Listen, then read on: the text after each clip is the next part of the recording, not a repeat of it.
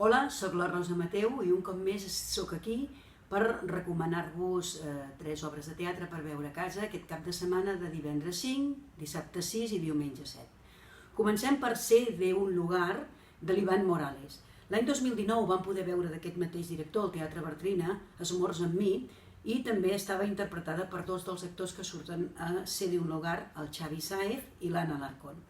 Aquesta obra, el 2012, va rebre el Premi Butaca a la millor obra de petit format i també va rebre el Premi de la revista Time Out per ser la millor obra de creació.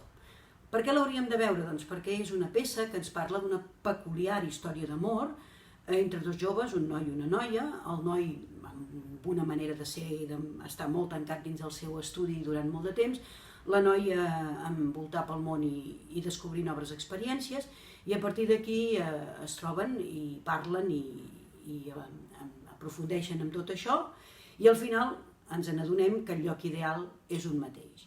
Continuaríem per Màtria, de Carla Rovira, pel dissabte 6 de juny, és teatre documental, on de la memòria particular d'una història personal de la vida de la directora ens fa un toc a la memòria col·lectiva. Va ser estrenada el 2017 a la Fira de Tàrrega i és una peça que ens parla de les ferides i les morts que va deixar el franquisme i la Guerra Civil espanyola.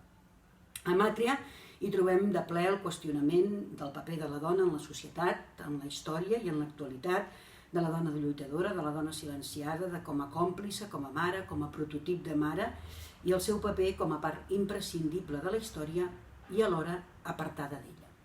El 2017 va guanyar el Premi L'Apuntador del Núvol. I per últim, per diumenge 7 de juny, i aprofitant que la setmana passada aquest personatge va fer 75 anys, us recomano Pippi Langström de la companyia Lags i Gags. És un espectacle familiar realitzat per aquesta companyia per celebrar el 10è aniversari d'aquest musical. Com tots vosaltres sabeu, la Pippi és una nena molt independent i caòtica, amb una gran imaginació, tot ho qüestiona, i ens explica o ens parla de les seves aventures, que viu sola, en companyia d'un mico, en companyia d'un cavall, que té 2 amics i que sempre parla amb la seva mare que està al cel i que espera que un dia vagi el seu pare pirata dels mars del sud a buscar-la. Espero que us agradin i que passeu una bona estona amb aquestes 3 peces.